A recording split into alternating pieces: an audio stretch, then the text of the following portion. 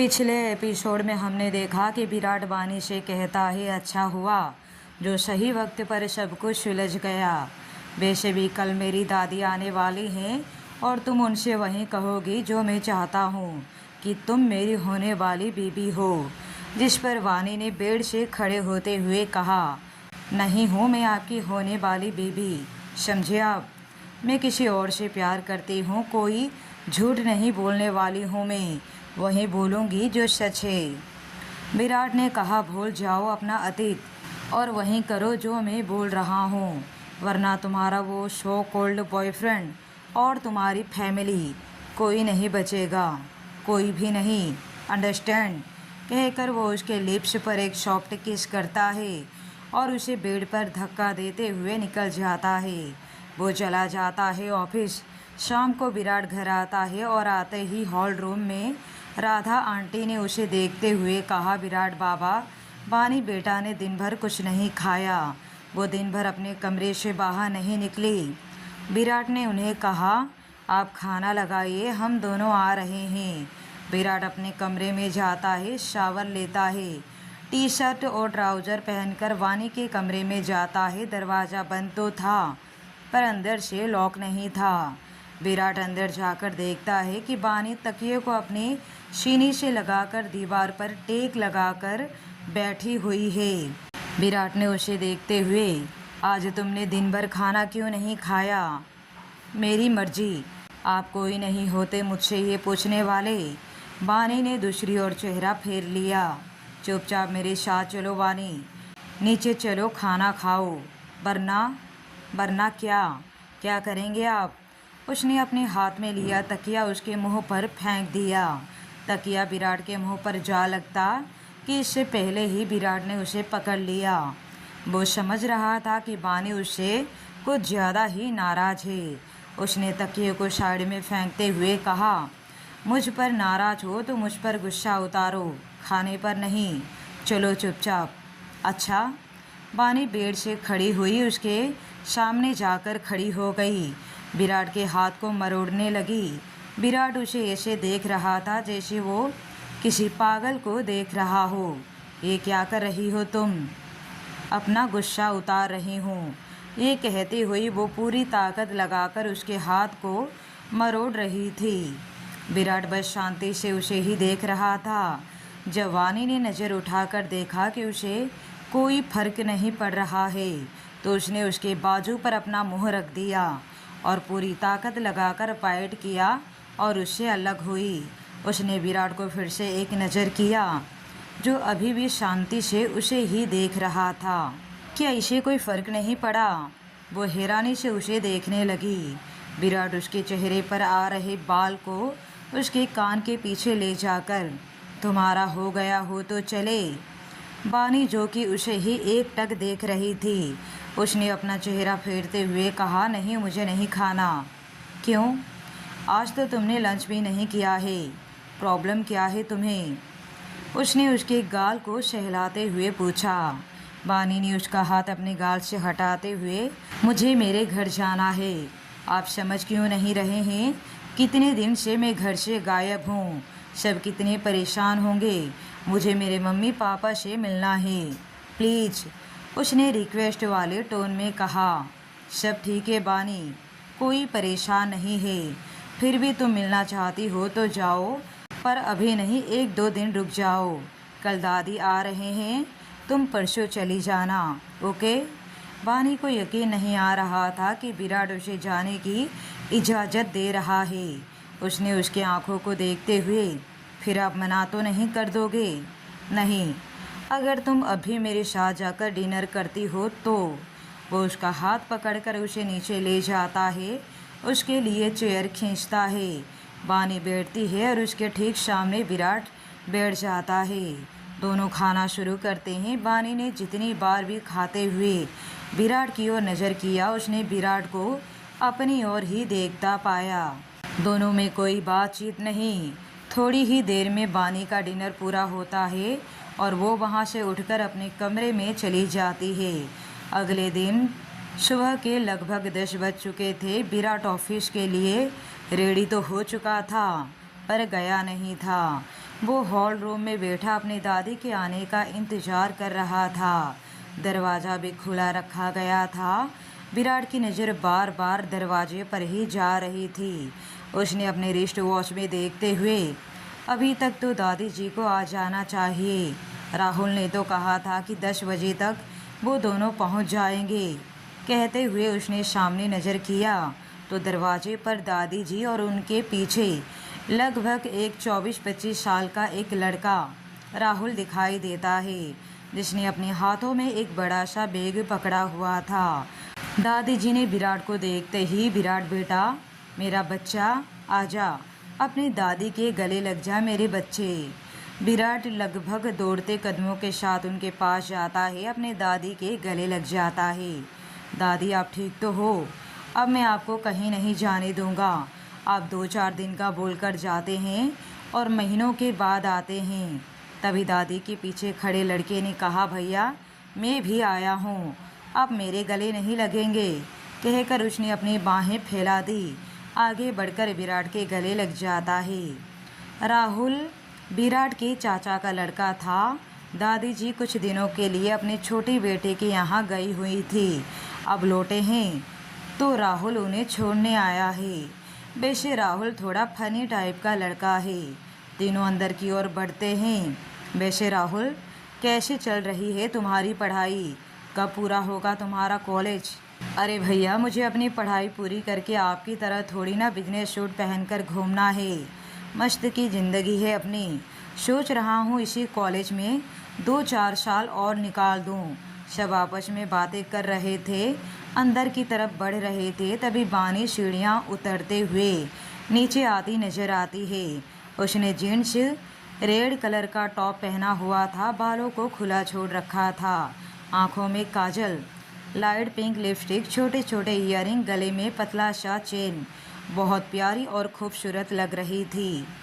दादी जी ने बानी को देखा तो देखती ही रह गई। विराट, ये लड़की कौन है? विराट ने कहा, दादी ये वानी है। वो दरअसल मैं इससे, मतलब इस लड़की से। दादी ने कहा, ओह समझ गई, तुम इस लड़की से प्यार करते हो, यही ना? उन्होंने एक नज़र वानी पर किया जो सीढ़ियों के पास ही सहमी हुई सी खड़ी थी। अरे बेटा, तुम वहाँ क्यों खड़ी हो? आओ हमारे पास आओ, हम भी तो देखें हमारे विराट की पसंद। बानी थूक निगलती हुई एक एक कदम उनके पास आती है। दादी ने बानी को पास से गौर से देखा। हाय मेरी बच्ची, कितनी प्यारी है तू। विराट, तुम्हारी पसंद हमें बेहद पसंद आया। बहुत ही खूबसूरत और प्यारी बच्ची है। विराट, क्या ये बच्ची यहीं रहती है? विराट ने बानी की ओर एक नज़र किया जो उसे ही देख रही थी। हाँ दादी, वो दरअसल इसके मॉम डैड शहर से बाहर गए हुए हैं कुछ दिनों के लिए, तो ये यहीं रहती है। तभी राहुल ने कहा, अरे वाह भैया, आप तो काफ़ी एडवांस निकले। शादी से पहले से ही साथ रह रहे हो। वैसे चॉइस अच्छी है। पहली बार मुझे आपकी चॉइस बोरिंग नहीं लगी। तीनों सोफे पर बैठते हैं। बानी अभी भी खड़ी थी। दादी जी ने उसे देखते हुए कहा, बेटा तुम वहाँ क्यों खड़ी हो? मेरे पास आओ, यहाँ बैठो। उन्होंने उसे अपने बाजू में आने का इशारा किया। बानी आकर बैठती है। तभी राहुल ने कहा, वैसे भैया, मैंने कभी सोचा नहीं था कि आपको कभी किसी से प्यार भी हो सकता है।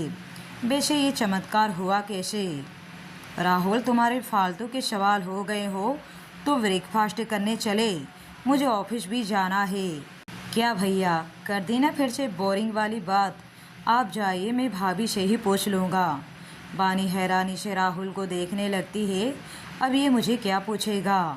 भाभी, अब आपसे मैं कुछ सवाल पूछूंगा, आप सच सच बताइएगा। आपकी और भैया की पहली मुलाकात कहाँ हुई थी? बानी ने अपनी पहली मुलाकात को याद किया। उनकी मुलाकात जंगल के उस खंडहर में हुई थी। बानी के मुंह से अचानक से निकला, जंगल में? जंगल में? उसने विराट को घूरते हुए देखा। भैया, अब जंगल में क्या करने गए थे? आप भाभी को किसी जंगल में पहली बार मिले थे? विराट घूरते हुए बानी को देखा जो अपनी आंखें छोटी छोटी करके उसे ही घूर रही थी।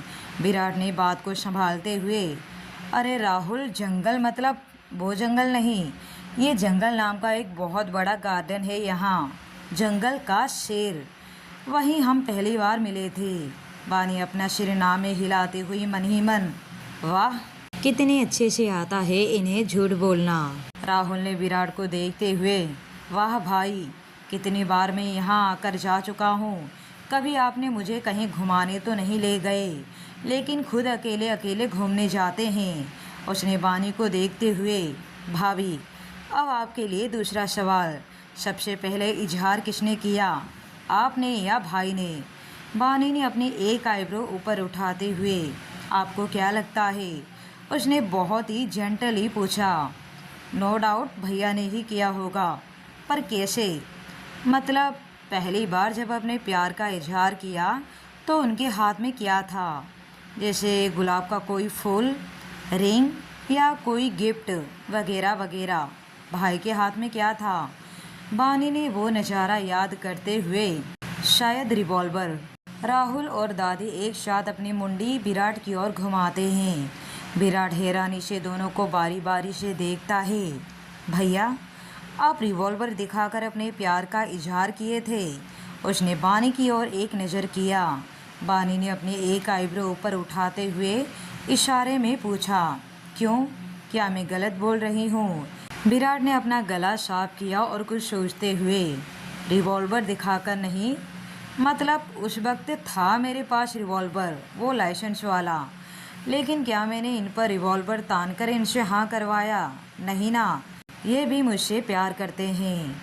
राहुल ने सिर खुजाते हुए, अच्छा एक सवाल और भाभी, जब आप पहली बार भैया को देखे थे, पहली बार, तो भाई आपको कैसे लगे थे? तीनों बानी के चेहरे को ही गौर से देख रहे थे। बानी ने अपनी पहली मुलाकात को याद करते हुए, मुझे तो ये माफिया लगे थे। राहुल फिर से अपने मुंडी विराट की ओर घुमाता है। भाई, आप माफिया लग रहे थे? शट अप राहुल, ये उल्टे सीधे सवाल पूछते ही क्यों हो तुम? अब कोई भी ब्लैक थ्री पीस सूट पहना हो, ब्लैक गोगल्स पहना हो, हाथ में रिवॉल्वर हो, तो हर इंसान माफिया जैसा ही दिखेगा। इसका मतलब ये थोड़ी ना है कि मैं माफिया हूँ, उसने हकलाते हुए कहा। दादी ने बीच में ही कहा, राहुल तुम ये कैसे सवाल पूछ रहे हो बेटा? दादी प्लीज़ एक लास्ट सवाल, भाभी क्या भैया आपको पसंद है? ये सवाल सुनते ही विराट एक टक बानी को ही देखने लगा। बानी ने भी उसकी ओर नज़र किया। दोनों की नज़रें चार हुई। विराट सच में जानना चाहता था कि क्या सच में बानी उसे पसंद करती है या नहीं। पता नहीं क्यों, पर बानी ने अपनी नज़रें झुकाकर अपना सिर हाँ में हिला दिया और इसी के साथ विराट के चेहरे पर एक बड़ी सी मुस्कुराहट आ गई। दादी ने बानी के चिन पर हाथ देकर उसका चेहरा ऊपर उठाते हुए बोले, बेटा जैसे ही तुम्हारे मम्मी पापा वापस आते हैं, हम उनसे मिलकर तुम दोनों की शादी जल्दी से जल्द करवा देंगे। राहुल ने कहा, भैया अभी भी आपको ब्रेकफास्ट करना है या पेट भर गया? विराट ने उसे घूरते हुए देखा। राधा आंटी सबके लिए नाश्ता लगाओ, मुझे ऑफिस के लिए लेट हो रहा है। उसके चेहरे की दबी मुस्कान सब देख पा रहे थे। सब ब्रेकफास्ट करते हैं। विराट जल्दबाजी के साथ अपने कमरे में चला जाता है। उसे वैसे भी ऑफिस के लिए लेट हो रहा था। वैसे तो बाकी सबका भी नाश्ता हो चुका था, पर अभी भी सब टेबल पर ही बैठे हुए थे, कुछ आपस में बातें कर रहे थे। तभी विराट का मोबाइल, जो कि उसने डाइनिंग टेबल पर ही छोड़ दिया था, रिंग करने लगता है। दादी जी ने कहा, बानी बेटा, विराट तो अपना मोबाइल यहीं भूल कर चला गया, किसी का कॉल भी आ रहा है, एक काम करो जाकर उसे दे दो, किसी का ज़रूरी कॉल हुआ तो। जी दादी, कहकर बानी मोबाइल लेकर विराट के कमरे में आती है। बानी ने डोर नॉक किया तो विराट ने कहा, आ जाओ। बानी अंदर आती है। विराट अपना लैपटॉप बैग में भर रहा था। बानी को अपने कमरे में देखकर उसके चेहरे पर एक टेढ़ी मुस्कान छा गई। बानी ने उसे मोबाइल बढ़ाते हुए, आपका मोबाइल। कॉल अभी भी रनिंग थी। विराट ने मोबाइल लिया और बेड पर फेंकते हुए उसे उसके कमर से पकड़कर उसे अपने करीब खींचते हुए, ये बाहर क्या बोल रही थी तुम? क्या कहा मैंने? जो सच था वही तो कहा। आप चाहते हैं कि मैं भी आपकी तरह झूठ ही बोलूं? उसने उसकी आंखों में आंखें मिलाते हुए कहा। विराट उसके करीब झुकते हुए, नहीं अच्छा है, तुम तो सच ही कहा करो। हम दोनों ही झूठ पर झूठ बोलते रहेंगे तो आगे जाकर हमारे बच्चे क्या सीखेंगे? वो उसके चेहरे पर उंगली फेरते हुए, वैसे तुमने कभी बताया नहीं था कि मैं भी तुम्हें पसंद हूँ, उसने रुआब के साथ पूछा। बानी ने उसका हाथ अपने चेहरे से हटाते हुए, आपको लगता है कि मैं आपको पसंद करती हूँ? वो तो पता नहीं मैंने क्यों हाँ में सिर हिला दिया, बानी ने यहाँ वहाँ नज़र घुमाते हुए कहा। विराट उसकी आंखों में झांकते हुए, क्योंकि तुम भी मुझसे प्यार करने लगी हो, पर नखरे बड़े हैं ना तुम्हारे, कहोगी नहीं? कहते हुए वो उसके होठों पर होठ रख लिए और किस करने लगा।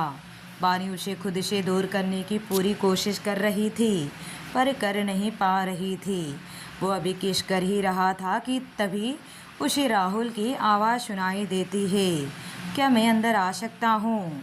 दोनों हड़बड़ी से एक दूसरे से अलग होते हैं। विराट ने राहुल को डांटने वाले लहजे में कहा, अंदर तो आ गया है बिना नॉक किए, और कितना अंदर आएगा? सॉरी भैया, वो एक्चुअली मैं आपसे ये पूछने आया था, क्या मैं भी आपके साथ आपके ऑफिस में आ सकता हूँ? पर मुझे क्या पता था कि आपका रोमांस चल रहा होगा। सॉरी भाभी जी। वानी तो शर्म से पानी पानी हो रही थी। वो बिना कुछ कहे अपना सिर झुकाकर झट से वहाँ से निकल जाती है। उसके जाने के बाद विराट अपने माथे पर हाथ रखते हुए, शिट, मैं वानी के लिए मोबाइल लेकर आया था पर उसे देना तो भूल ही गया। मैं उसे ये मोबाइल देकर आता हूँ, तू यहीं रुक। क्यों? मैं यहाँ क्यों रुकूँ? अब मुझे कैसे पता चलेगा कि आप सच में मोबाइल ही देने जा रहे हैं? कहीं फिर से वहाँ शुरू हो गए तो मैं भी आपके साथ चलूँगा। विराट ने उसे घूरते हुए देखने लगा। क्यों, तुझे कोई प्रॉब्लम है? नहीं भैया, शादी से पहले कुछ भी नहीं, किसी विषय भी नहीं। विराट ने अपना सिर झटक दिया। ठीक है, तू भी चल मेरे पीछे पीछे। यहाँ बानी कमरे में आकर अपने आप से, क्या सोच रहा होगा राहुल? ये विराट भी ना, इनकी ये आदत मुझे बिल्कुल पसंद नहीं। वो अभी बोल ही रही थी कि तभी विराट ने डोर नॉक किया। बानी सामने देखती है तो सामने विराट खड़ा था और उसके पीछे राहुल भी। आप यहाँ? बानी ने विराट से पूछा। विराट ने अंदर आते हुए कहा, ये तुम्हारे लिए लाया था, तुम्हें मोबाइल चाहिए था ना, लो। बानी हैरानी से उसे देखने लगी। विराट ने साफ साफ मना कर दिया था कि तुम्हें मोबाइल नहीं मिलेगा, फिर भी वो उसके लिए लेकर आया है, वो भी इतनी महंगी मोबाइल। उसने धीरे से अपना हाथ बढ़ाया मोबाइल लेने को हुई, पर विराट के हाथ उसके हाथों पर कस गए। बानी ने अपना हाथ छुड़ाने की कोशिश की, पर विराट शरारती मुस्कान के साथ उसका हाथ छोड़ ही नहीं रहा था। विराट ने उसे छेड़ने के अंदाज में पूछा, क्या हुआ, ले क्यों नहीं रही हो? तभी राहुल ने बीच में ही कहा, अब आप छोड़ोगे तब तो भाभी जी लेंगी ना।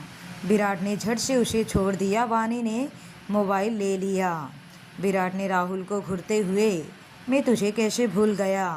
राहुल अपनी बत्ती से दिखाते हुए, तो भैया ऑफिस चले। विराट ने फिर से एक नज़र वानी को देखा और दोनों निकल गए। अब आगे की कहानी को सुनने के लिए बने रहिए माफियाज पैशनेट लव कहानी पर।